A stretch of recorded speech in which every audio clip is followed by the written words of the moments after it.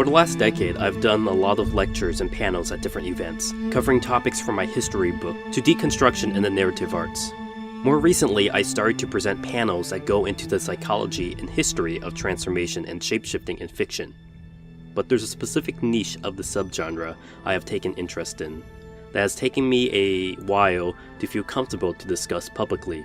This is the topic of inanimate transformation, wherein a person transforms into an object or inorganic form. There is a sliding scale I have made of what can be considered inanimate transformation, or Inanimate TF.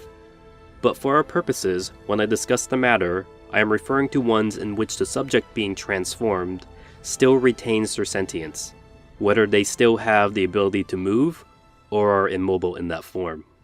I have recently taken this specific topic and presented full lectures looking into the history of inanimate transformation in fiction, from old mythology and cautionary fables to its evolution in modern fiction and media.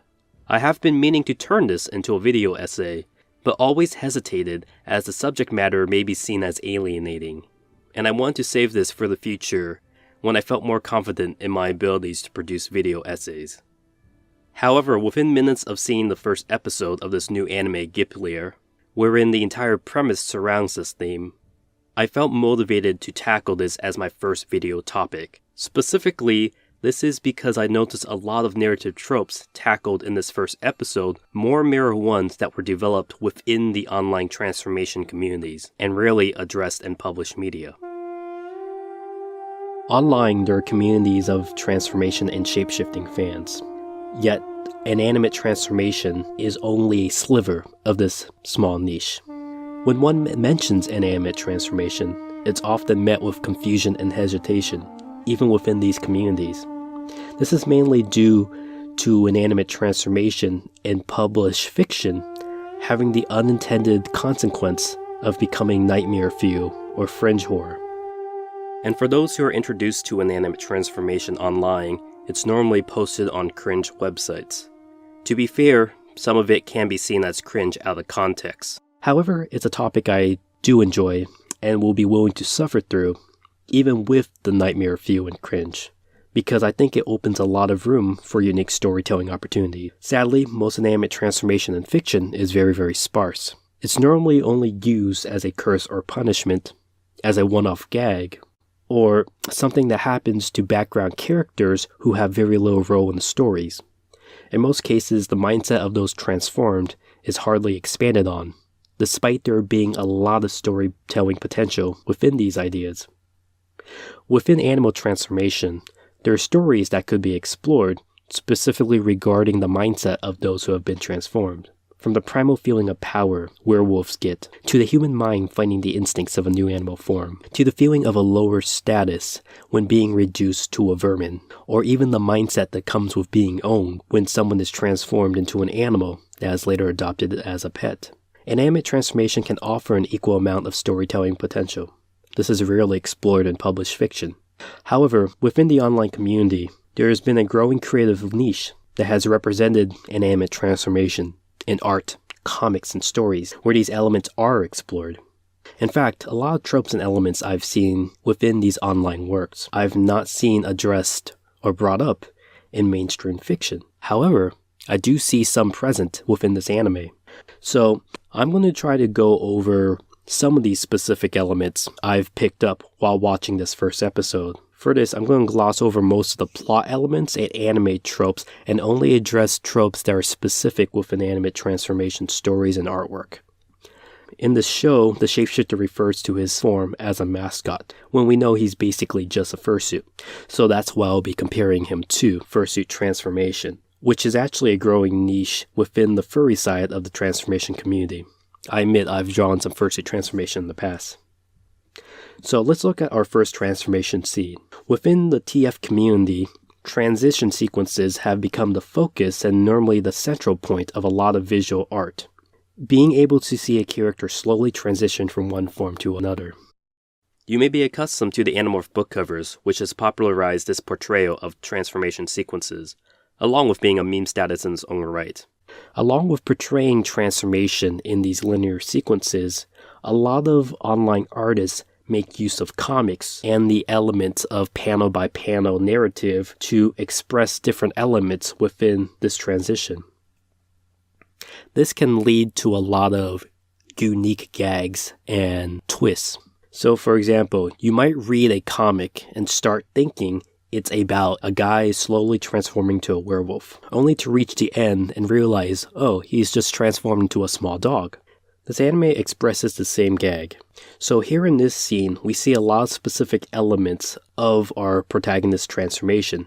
It starts off mirroring a lot of common elements we're familiar with when werewolves are portrayed in media. Focusing on elements like the fur, teeth, and claws reinforce imagery of a werewolf, only for the bigger view to show he's not some monstrous beast, but a cute living fursuit. Within the inanimate community, this is a frequently recurring trope, with characters who are trying to transform into something fierce like a dragon, only to wind up changed into a dragon pool toy instead.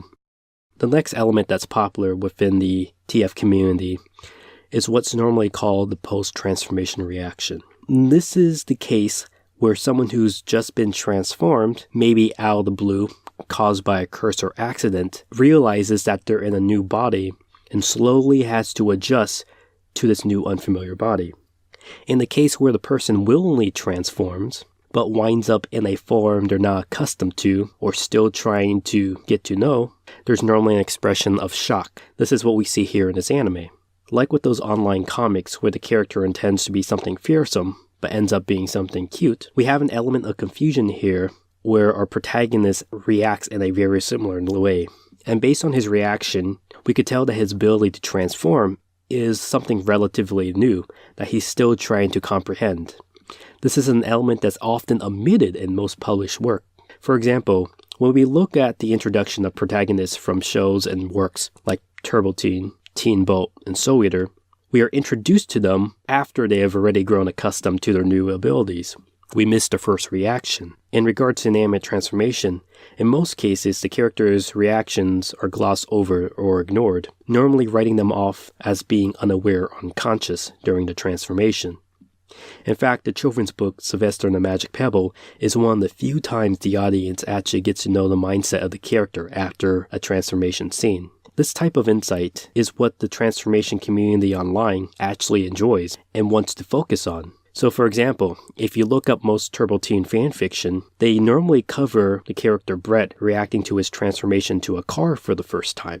This completely changes the narrative story being told from how his abilities are portrayed on the show, where he's already used to transforming to a car. This is especially common within inanimate art and comics, where the character's reaction to being turned into a stuffed animal is a common subject matter. We see our protagonist reacting to his form in a way that's more common with these online portrayals, yet often omitted in most published media. Now we see him trying to collect himself and focus on the mission at hand. He is the one with the power here, yet he is still mentally battling the confusion in which his power manifests, something I wish was more addressed in superhero comics. In most comics, when we have a character who take on an inanimate form, like Stoneboy from Legion of Superheroes or Zan from the Wonder Twins, they're portrayed as gag characters, given no room for depth or inner thoughts, because their only existence is for comedic effect. Any deeper thoughts into their frustration with their unique abilities would ruin that comedic purpose. Even in the more acclaimed Teen Titans TV show, when Beast Boy was turned into a lamp, the moment he was instantly downgraded to being nothing more than a prop for the other characters to use. One of the closest examples I've seen to properly addressing this is actually from the Marvel comic Power Pack with regard to the character Jack Powers, also known as Maskmaster. Within the first issue of Power Pack, we see Jack gaining his superpowers, and already we see his frustration and jealousy over his siblings who have far superior powers, like the ability to control gravity, light, and energy, while all he can do is just turn to a cloud. By issue 3, which I actually have here hung on my wall, Jack laments his power and vents to his siblings that he's been quickly pushed to a position of being nothing more than a cloaking device for his siblings. His frustration intensifies when the villains of the comic kidnap his siblings, but leave him behind because they consider his powers ineffective. Jack finds himself needing to save his siblings alone, yet the entire time he is still dealing with the mental anguish of how lame his powers are, and trying to justify them, only to realize, yes, they are less impressive than other abilities, but that's all he has to work with, and he needs to use them to save his family. This is what our protagonist in the anime is going through. He's going through a very similar mental fight. He's questioning the awkward form in which his powers manifest, but he has to keep telling himself this is the only way he could rescue the girl from the burning building. Now we see what's called a revert transformation, basically when the shapeshifter turns back to the original form. Continuing the discussion of transformation sequences, they are very hard to represent in visual form. The most successful attempts I've seen are represented in prose, because with live-action film, it is very hard to portray, and even with cartoons, becomes very tricky to animate. This is the reason live-action shapeshifting, like in the Animorphs TV show, or Gar in Titans, normally cut away during the actual transformation, only showing the end results. Same with the servants from the live-action Beauty and the Beast. Speaking of which, it's very obvious to most viewers that the servants in the live-action version have an uncanny look and don't hold a candle to their animated counterparts. This brings up the next issue of why transformation sequences tend to be avoided in most fiction, the unintended horror feel. This is especially the case when the transformation is between human and objects, specifically objects with no anthropomorphic features. Even when the character becomes an object that have elements that could correspond to different human body parts, like a car, there is still an unintended tinge of horror. As for our protagonist here, even though his other form is very humanoid, we still get a sense of nightmare feel if we slow down or pause his transformation sequence. With this next scene, we see our next narrative trope common with online transformation fiction. Being caught on camera while in the middle of transforming or post-change. This is specifically very common with inanimate stories online, in which a character witnessing the transformation take place normally tries to take a picture of the transformed person. Let's say a person transforms into a t-shirt. His friend might take a picture of him in shirt form and tease him by saying he will post it online and tag him as such, so everyone knows he is now transformed. In more lighthearted stories, this adds an element of comedy and humiliation to the transformed person. In other cases, it can lead to blackmail, as we see in this episode. Another trope that I'm very fond of, that is very common with online transformation fiction and stories, is the shapeshifter realizing he might be seen by others. In the case of inanimate transformation, if they still have the ability to move, it results in them either trying to hide or go lifeless and play the role of an ordinary object. Similar to how the toys in Toy Story react when humans are around. Now with this series, I'm not sure if our protagonist, when he transforms into a mascot, could go lifeless and look empty like a normal fursuit. However, in regards with his unique appearance, it would still raise some questions, so of course he's going to take the option to hide. Now with him hiding here, he starts expressing different emotions. You could see he was angry in the previous scene, and now he's more worried and cautious in this scene. This brings up the Lex element, which I theorize purely came from the online transformation community, or at least was popularized there. This is why I like to call the goofy, permanent grin with object expression. So in the late 90s and early 2000s, when artists were developing the concept of pool toy transformation, they would normally portray these pool toys with big, wide grins. In most cases, it's because the smile was a painted-on element of this new body, and not a functioning mouth. These new pool toys would be stuck with that one expression on their face, regardless of what emotions were going on in their minds. Of course, once the subject has been transformed into something like a pool toy, their natural reaction would be shock, confusion, or embarrassment. To portray these emotions, the artist would try different techniques, like overlapping existing anime expressions to this frozen face. For example, to show embarrassment, they might add bright pink blush over their cheeks. To show awkwardness, they might add a sweat drop. These mixed reactions of fear or worry over a frozen grinning face adds a new unintended layer of cuteness for fans of such artwork. This technique has been used so often within the online transformation community that nowadays such artists can simply draw blush or sweat drops on a normal object, and fans would instantly recognize this as a post-inanimate transformation. We see this element represented here in this episode in regards to the mascot face, which wears a big permanent toothy grin, yet can still produce awkward sweat drops and blush.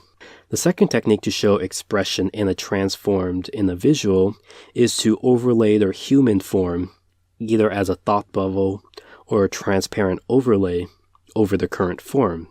This is a great way to express human emotions and inner thoughts when looking at an object body. We see this well represented here.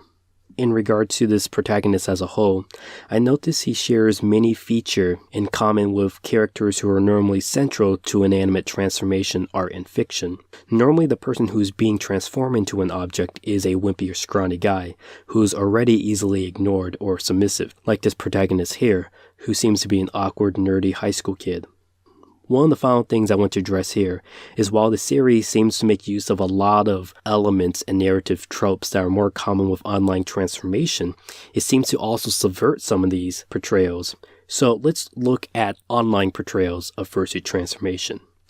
So to give you a quick rundown of how fursuit transformation is portrayed online, just know it had its roots in both plushie and clothing transformation. So specifically in regards to clothing transformation fiction, most of the story elements come from the awkwardness of being worn. In these cases, normally the character is portrayed as antisocial and is now forced into a position where they need to come into close contact with another person. In other stories, these characters sometimes now have an urge to be worn once transformed into a clothing form. Normally this is explained as a character now lacking a rigid body or support, or having a feeling of emptiness or hollowness, so they need to be filled with a wearer to finally feel whole again. This often becomes a metaphor for a character who needs a supportive friend or partner to help them during rough times. Of course, this could lead to other more not safe for work implications, and it has in some Japanese media, but I will address that elephant in the room at another time. Just know in the cases I'm specifically using here for comparison, these transformations can be portrayed as a person losing power or the ability to support themselves, being put into a now helpless or dependent position, or becoming a metaphor to express comfort, usefulness, and supportive contact with friends in a safe manner. These elements carry over to fursuit transformation art and comics. In these cases, the final result has a new fursuit plopping down helplessly to the ground, where they can't move until someone decides to pick them up and wear them. In contrast to this, another side of the transformation community has taken this concept of a living suit and added an element of power. From this perspective, the living suit now gains new abilities and actually seeks out wearers, not because they need support, but because they want to lure them like prey to engulf or absorb them. In other cases, sometimes these living suits might use the person who is inside them like a muscle puppet so they can move around easier. This borrows heavily from fiction surrounding slime creatures who can absorb and control their victims. In this anime, we see that there's a hybrid approach to this. In this case, our wimpy protagonist is now granted with immense strength in mascot form, yet he is still mentally weak and confused on how to use his abilities.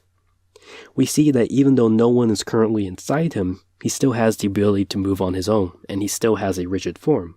Though we will see in later episodes, he has the ability to unzip himself and allow others to wear him and control him like a mecha suit.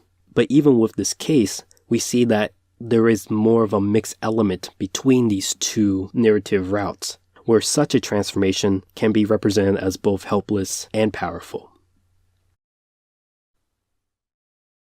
Alright, so that kind of sums up that specific video essay I did. It kind of combines a lot of different topics I've been doing over the years into a very, very short condensed one, specifically addressing Gleipnir.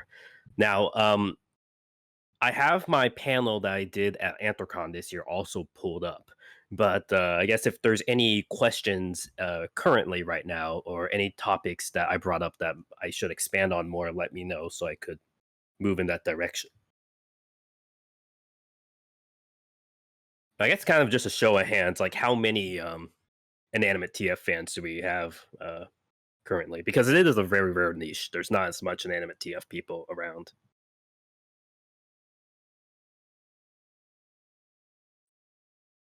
Right. Okay, I see one person wants to speak, so I'll invite you there.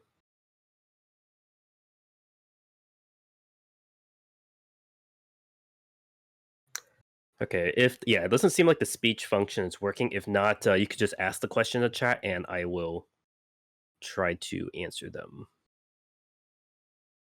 Okay, so the interesting thing about what I noticed with Inanimate TF, because like I said, the idea for ShifterCon is kind of to unite all the different elements of the of TF fandom. And what's interesting is Inanimate TF, while it does have a big, I think the furry fandom is where it has the largest presence. Uh, Inanimate TF as a whole has kind of spread out all throughout the internet as well, and formed itself in many different pockets. Fact, there is some ways you could kind of divide how Inanimate TF kind of works. Now, the problem is in most mainstream fiction, Inanimate TF is represented in normally these forms. So, like I said, nightmare horror feel, gag comedy, or more adult hentai. So, those are normally the three realms in mainstream published fiction of where you see object TF. Within the furry side, the furry fandom really has three major sections for Inanimate TF. First, you have your animal shaped objects. So these are where your TFs into pool toys, plushies, and fursuits come into play. And it's kind of works because I think, like Simo brought up earlier, it's kind of like a one per one. You're still turning into a different type of animal. So it's kind of overlap of animal TF, but you now have an inorganic, non biological form. The second type is the more cartoony antics for inanimate TF. And so you see this a lot. These are a lot of times people who are fans of Golden Age cartoons, and they basically do a modern interpretation of being squished, being rolled up into a ball, being flattened. And then the last type of inanimate TF that's very common is the object form. So basically, as opposed to still retaining a animal like body, you basically have a more rigid object form. So more inorganic.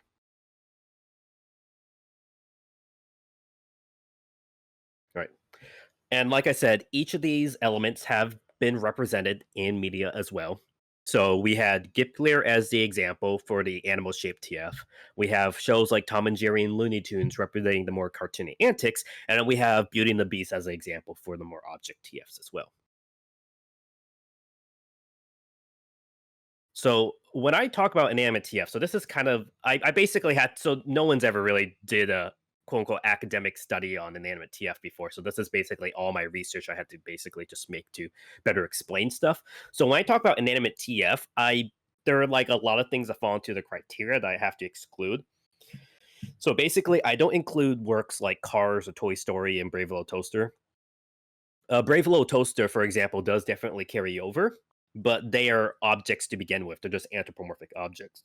So my interest is more it's a person who's previously a human or at least a organic being who was turned into an object. And also, if you're turned to an object and you basically lose your conscious thoughts, so you're not aware, you're basically dead or lifeless, then I don't really include that either because they normally don't have a role in the story and thus you can't really experience a transformation with them. So when someone transforms into an object, I normally like to represent them only if they have their conscious thoughts. And then there's some borderline stuff. So there's a big rise in Japan lately of isekais where you get reincarnated into objects. And even though it's technically not a TF, it's a previous human who is now in an object body, I would kind of consider reincarnation or soul transfer as a type of TF, as well as being flattened as well. All right. So Inanimate TF has kind of been kind of seen as like the bad end for transformation. So while in the past, if you have characters who could transform into an animal, you can still see that gift as a superpower. Like if a god turns you, curses you, and turns you to a deer or a tiger, you still have some type of ability to kind of move about and also control your destiny, even if you're cursed to be an animal. However, when a god turns you into an object, you're essentially dead. There is no positives to being turned into an object, which is unfortunate for us inanimate TF fans because it basically makes our form of TF the automatic bad end. So it's like, how do you take something that's considered a bad end and develop an interesting story from that? Well, this is where the trickster gods come into play. So if you look across the world, you have a bunch of different trickster gods or trickster fairies or trickster deities, yokai, and oftentimes they could turn to an object to kind of play tricks on humans as well. So there is a sense that sometimes it can be used as a type of power.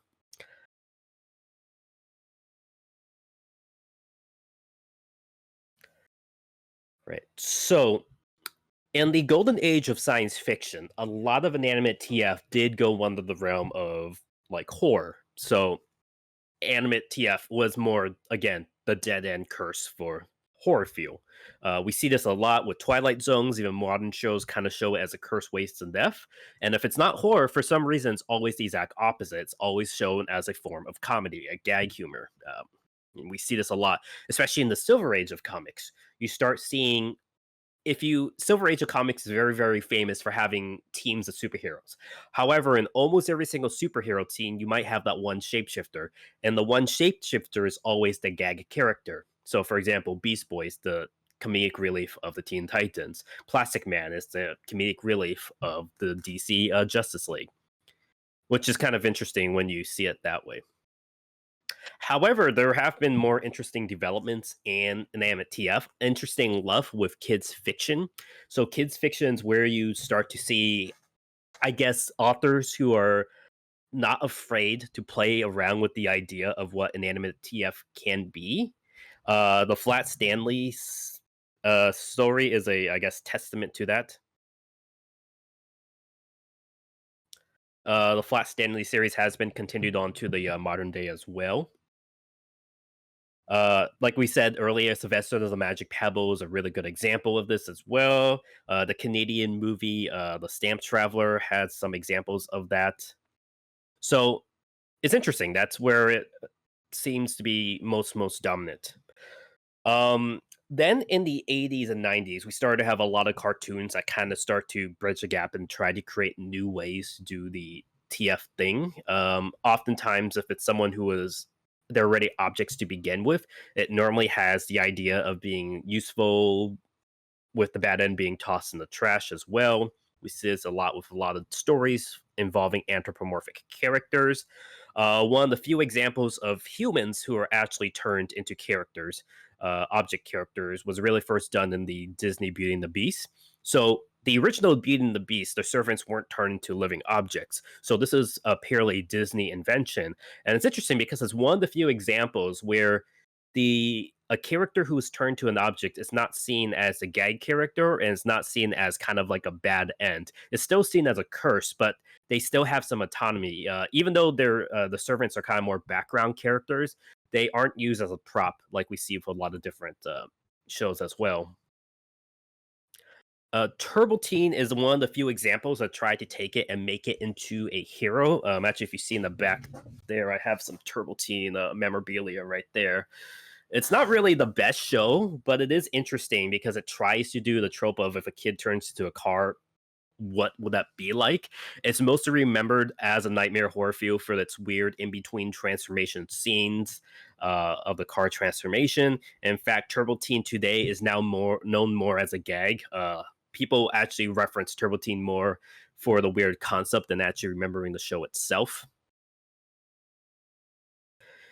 So there is a lot of different developments. Magic School Bus has a lot of different animate transformation. You start having a bunch of kids commercial in the 90s that have a bunch of transformations. 2000s, a lot of commercials had a bunch of transformation as well.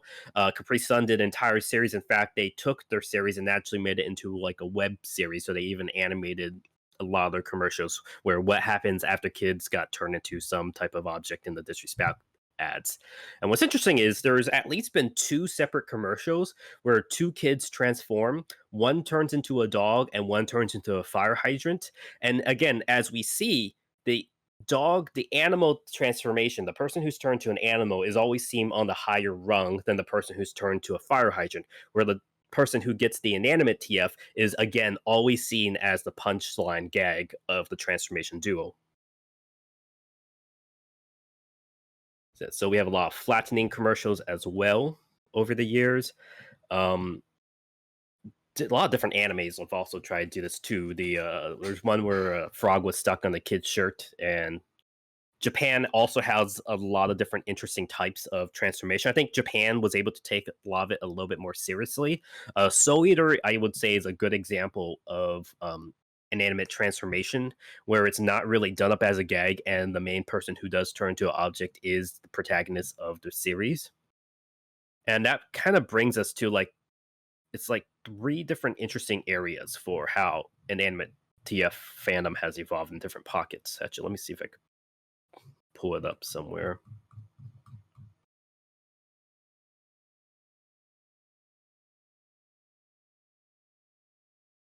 Yeah. So in the course of my studies, kind of looking at how transformation has kind of evolved, there seems to be three major pockets of how Inanimate TF has developed independently in different areas and how they kind of express their transformation. So it's very interesting. Like I think there's a lot more overlap now, but at least 10 years ago, there was very, very different ideas and very, very different tropes. So a lot of the early inanimate transformation stories in the West normally came as kind of revenge stories. So these are like caption stories where it's normally a female punishing a cheating boyfriend or ex-husband, where the female is oftentimes a witch turning someone into an object. I think it could be summed up as kind of a female revenge fantasy, objectifying the male who cheated on them and turning them to an object. And I guess what's interesting is a lot of people actually ended up liking this. A lot of males actually end up liking this. The idea of being dominated by a powerful lady and then reduced to a weaker form. And that kind of led to this more, I guess it leans more towards dominatrix bondage type stuff.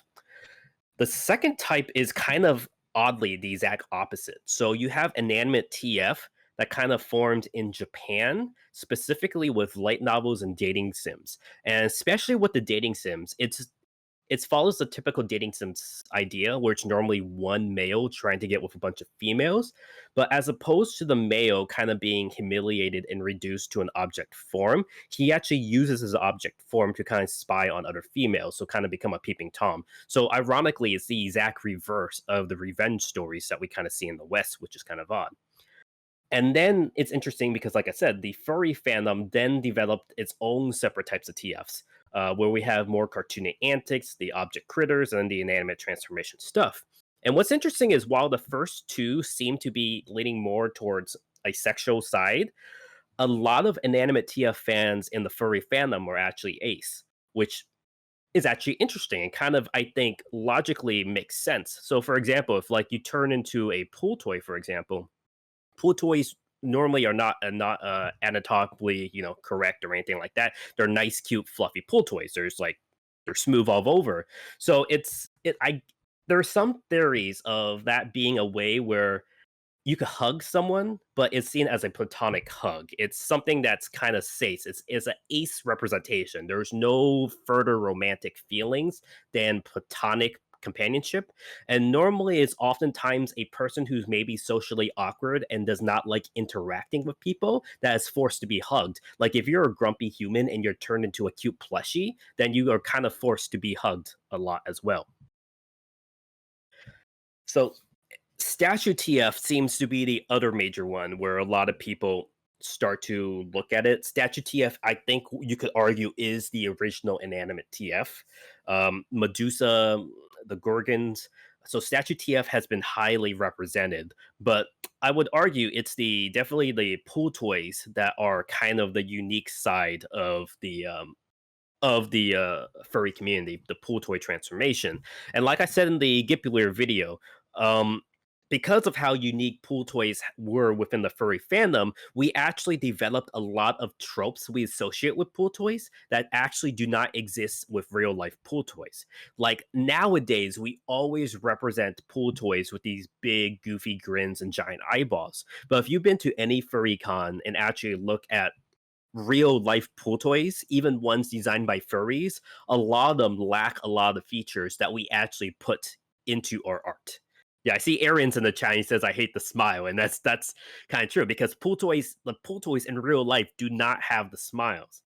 Like I said, I like Aaron stuff because he always have the grumpy tool toys. I think grumpy pool toys are always my favorite. See, these are cute. Yeah, kangaroos are also seem to be very very popular with pool toy TFs. The other one is kind of flattening. So flattening is technically not inanimate or object TF, but I will put it under the umbrella because oftentimes it does overlap. So being completely flattened as a sheet of paper, light as a towel, being turned to a cardboard cutout, seems to be something that you could definitely overlap with flattening. Um, Flattening takes a lot of cues from cartoony humor. So, like I said, the Looney Tunes, the Golden Age cartoons, where you're basically flattened against the wall, you're pancaked, you're rolled up into a ball. This is something that's been very, very common. And then, like I said, the clothing TF is kind of like the next interesting major one, where you have all the different tropes that come with clothing transformation.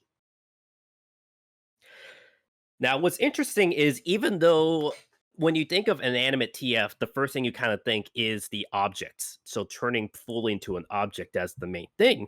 But interesting enough, object TF is kind of the least popular of all the inanimate TF tropes. So even within TF as a very, very small niche within a niche within a niche. Within inanimate TF, there are people who prefer pool toys are going to be the most popular. In fact, most people are fan of pool toy TFs without being a fan of inanimate TF. So pool toy is kind of seen as the gateway drug into the realm of inanimate TF. But most people just stop at pool toys. Once you get weirder into the objects and stuff, a lot of people start leaving that section. So it just keeps on winding down more and more and more and more. However, I think there's a lot of fun with Object TF as well. We see this a lot with fans who kind of redraw the character with their fur color and just visual representation in different object forms. It's very nice to see how different characters can be represented using their exact same color scheme in their object forms as well. But even with people who like Object TF, there is then another layer of leash. So these objects, even though they're not animal looking anymore, can be still kind of seen as cute because they have animal characteristics stills. You can still see the cute face, you can still see the tail. Now, I like it even nicher and even weirder. And this is where I lose a lot of even fellow inanimate TF fans who don't like the weird stuff. So I like it when the person turns completely into an object where they lose almost every single type of facial feature and identifying traits. I think that's the more interesting elements for me. And we see this represent. In fact, it's odd because some of the best representations of this are people outside the fandom. So people who don't even know what inanimate TF is, who just have to draw, okay, your art class assignment is draw a boy turning into a lava lamp. And that's kind of the trick that you have to kind of go with. To the point where once you get a character who's turned completely into an object, they become indistinguishable from any object. So someone might just think you just draw a regular object. So the trick to kind of represent that person as being transformed is normally oftentimes you have to put blush marks on them or actually have them sticking out of a word bubble, which is kind of interesting. Now, this brings up interesting concept of like why is the idea of being an objectification interesting. Now, there's two arguments I could kind of give for what a inanimate transformation story can go like. So when someone draws an animate TF comic or writes a story, there's normally two directions the story can go. First, the person is transformed unknowingly, and they basically no one else in the room knows that they were transformed. In that case, it kind of becomes an awkward fly in the wall situation where you're forced to sit as a chair in the room and someone might sit on you not knowing you're a person. So the humiliation, yes, there might be fear or humiliation with the person who's TF'd, but only they feel it. No one else knows that they were transformed into the object. However, there's the other end where someone turns into an object and the person knows they got transformed to the object. Now, as opposed to the opposite, where no one knows who they are, they instantly become the center of attention. So this completely shifts the dynamic into a completely opposite direction, where now they become the center of attention, often teased, often embarrassed, because someone knows, oh, you got turned to a chair. Oh, that's cute. That's funny. May I stay on you? So now they become kind of the object of playful ribbing.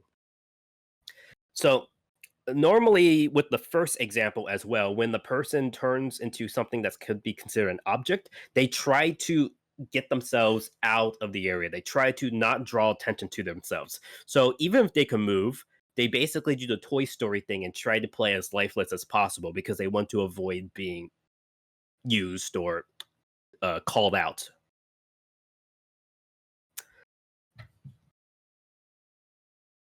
And then there becomes the idea of why do people like this. So almost every single fandom, the you sum up why someone likes a certain niche, and it's because of escapism.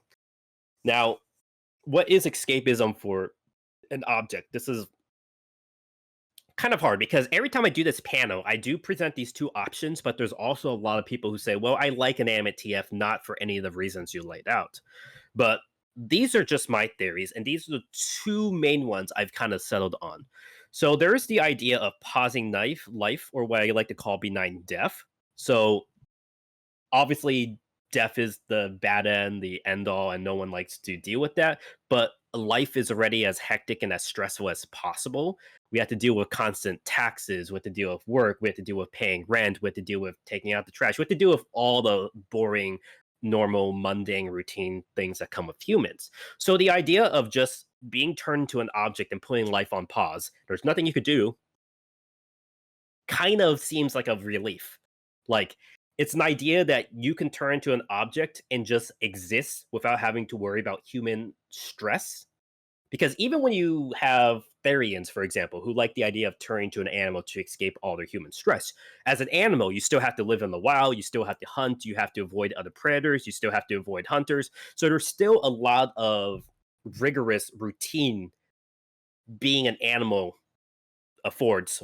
But when you turn to an object, all this stuff could be put on pause. And the idea is, even if you think the transformation is permanent, whenever you ever want to come back to the human world, whenever you want to come back and restart life again, you could. So it's just basically putting life on pause. Now, the second element, this is my theory that I'm not sure if I completely, this is my reason, but this is what one theory I think makes a lot of logical sense is knowing your place in the world. So there's this idea that as humans, the Zootopia thing, you could do anything, you could be anything. The idea of being of absolute freedom, you could be an astronaut, you could be the president, you could be a race car driver, you could be anything you want. Once you kind of hit your 20s, once you get out of college, hit your 20s, have your midlife crisis, you realize what you worked hard for your entire life, working for a specific job, might not be the job you want. And sometimes you may never find your place in the world. And that's what a lot of people, especially millennials and boomers, deal with, not knowing your place in the world, not knowing your existence. What were you meant to do? Were you meant to be an artist? Were you meant to be a writer? Were you meant to be a janitor? No one knows. The idea of being turned to an object seems to be some type of relief. Because if you are turned to a chair, the only purpose for a chair is to be sat on. If you're turned into a table, the only purpose for a table is to hold things on top. If you are turned into a car, the only purpose for a car is to help drive someone from point A to point B. That's it. You found your place in life. So it's ironic because the idea of free will seems to be something that's great. We have free will to be anything, but free will offers a lot of choices. And in a world where everything is chaotic, sometimes you do not know what is the right path on life and you might regret that path. But if that goal is baked into your DNA, if you are an object and that object has one specific role, boom, you instantly already know what your path, what your purpose is, what you physically exist for. And that kind of gives a relief for a simple existence. So that's kind of one of my other theories of why people like Object TF. It's the that pleasure that you kind of just could relax and enjoy yourself along that time. And that kind of brings me more towards, like I said, the video essay I did. I also did a comic about ace representation in Inanimate TF stuff. So it's interesting because logically, the furry fandom, of course, has a lot of pockets of adult content, and Inanimate TF obviously does lend itself well to a lot of adult content, like turning to a big inflatable, turning to this, turning to that, could obviously lead to adult content. But surprisingly, as much as you find adult content with Inanimate TF, you also find a lot of, I would say, more family-friendly PG works where it's completely safe, cutesy fun. And I think it's interesting because a lot of Inanimate TF fans seem to be very very asexual. And I think that's interesting because it kind of relieves that tension. Because, for example, if you are platonic and you want to draw your fursona hugging another fursona, with the furry fandom, with everyone thinking everything has a more romantic meaning or more sexual tension, the idea of having your two personas drawn together could be seen as something that's very, very romantic or very, very intense. But if you have two characters who are pool toys who are now hugging each other, well, pool toys are inorganic or items. They have no hormones, they have no biological function. So it's actually more of a sanitized, safer work way to show two platonic characters just hugging each other without seen as anything kind of more, which I think is one of the reasons why Inanimate TF fans have kind of started to become more and more interested in representing themselves as ace. So a lot of ace fans coming to the Inanimate TF scene, and a lot of Inanimate TF fans realizing they are ace or aromantic, which I think is kind of interesting. All right. So that kind of sums up a lot of the topics that I normally talk about. The panel normally lasts very, very long. But we have a short amount of time, so I do want to definitely get to some questions and answers. So if anyone have any questions, feel free to ask questions directly in the chat, and I can read them out. But yeah, if you have any more questions, this is a topic I'm kind of passionate about because Inanimate TF is so niche, honestly. If I knew there was a market for Inanimate TF, I would just focus on doing Inanimate TF comics and novels because that's where more of my passion lies. But I understand that most TF fans like Animal TF, which is why I do a lot more Animal TF. If you actually want to, definitely check out the next panel after. So we have the next panel is going to be a practical guide to Inanimate TF by my friend, very talented artist as well. So you could definitely just stay in this room and check that out right after. All right, so let's take some questions right now.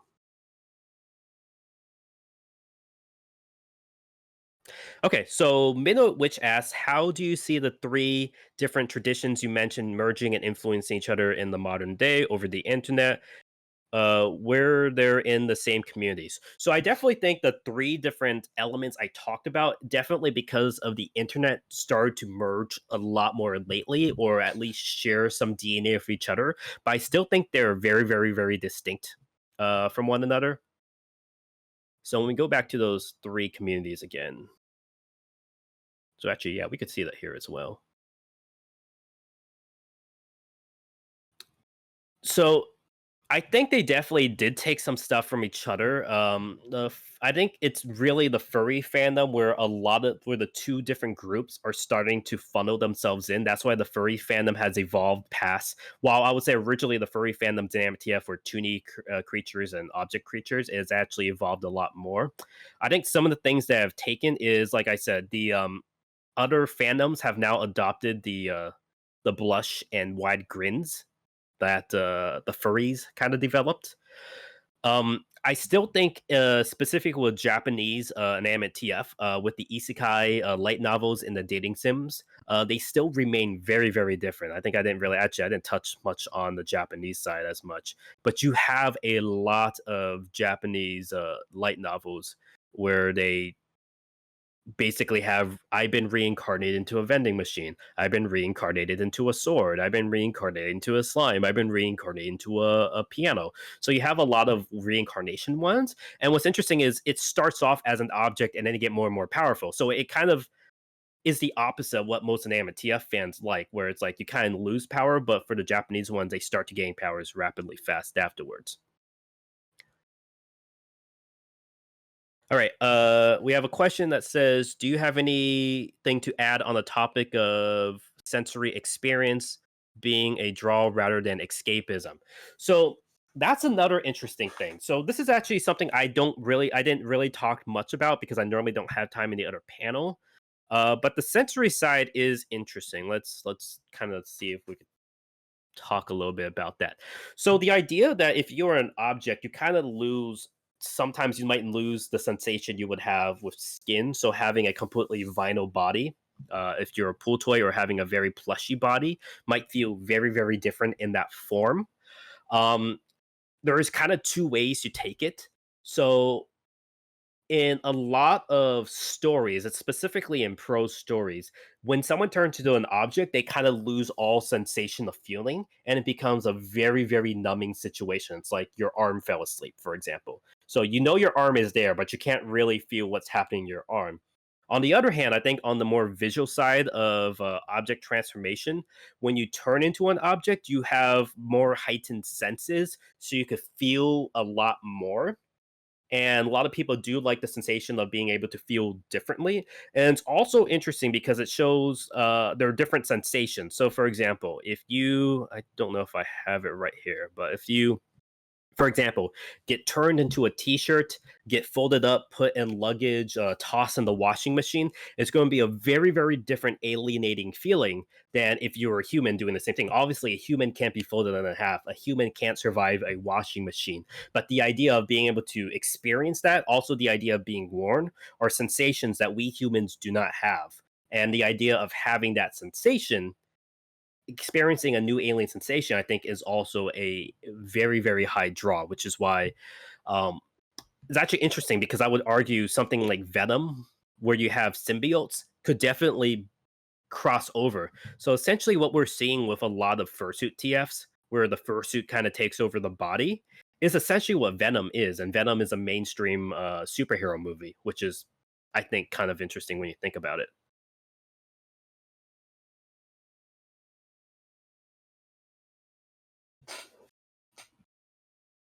See, any other questions?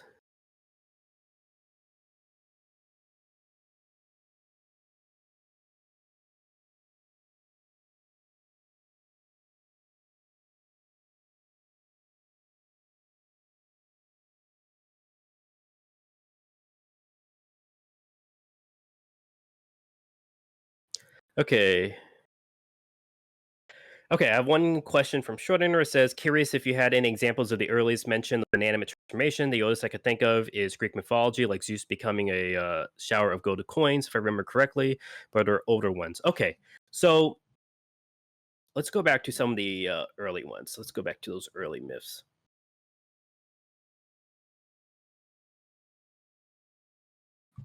So the earliest, so for inanimate TF is actually really really hard to trace down, but we could see it kind of go hand in hand with animal transformation. So I would say I don't think there's a specific story that's the earliest.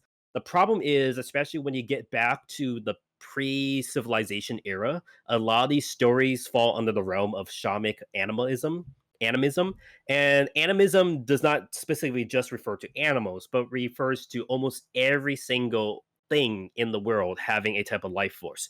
So rocks, stones, trees are seen as having some type of life force. So, for example, there are in China. There's the four great Chinese novels. Two of those Chinese novels start with a stone who transforms into a living being. Dream of the Red Chamber and Journey to the West. So I can't really find one earlier that's specific like Zeus. Zeus has also caused people to transform into different things. Of course, you have the Gorgon. I can't really recall anything in Egyptian mythology. But if we actually look at the Old Testament, the idea of God turning Lot's wife into a pillar of salt, I would say is also very, very old. I think probably the Old Testament version of Lot's wife is probably one of the earliest written recordings we have of inanimate transformation.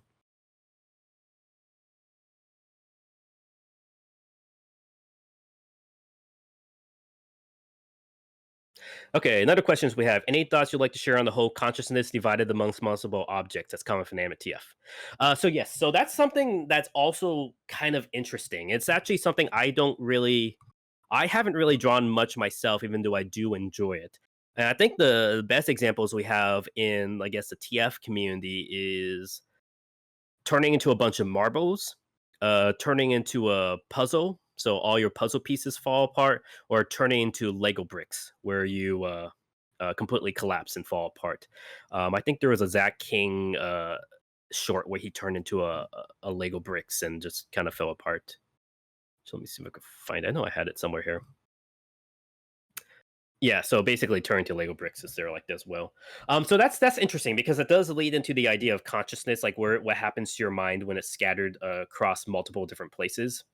Um, it's again interesting. That's why I like. That's why the inanimate stories where you retain your consciousness are the most interesting, because how do you deal with that? And that's actually where I want Inanimate TF to go. That's why I like Inanimate TF, because I feel like as much as good as Animal TF is, I think Animal TF has already been done. We already have our Monona, our Beast Boys, our werewolf stories. We have countless werewolf stories. Like there's so many versions of werewolf stories across different genres, across different mediums.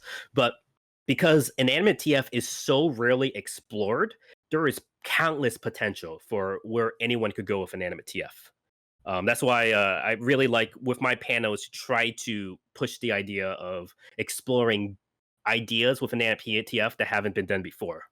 And with that, I have to end my panel because I have 1 minute left and I have to get the next person on. Please stick around. The next panel is also an Inanimate TF themed panel. If you enjoy this, I'm sure you're going to enjoy the next one. With that, thank you all for coming. Hope you guys have a very good time here at ShifterCon. We do have an Inanimate TF chat if you want to continue. Check that out as well. With that, thank you all very much. Sorry I couldn't answer all the questions. If you actually do have questions, answer it. Ask me in the Inanimate TF chat. It should be called Inanimate and Statues. Thank you.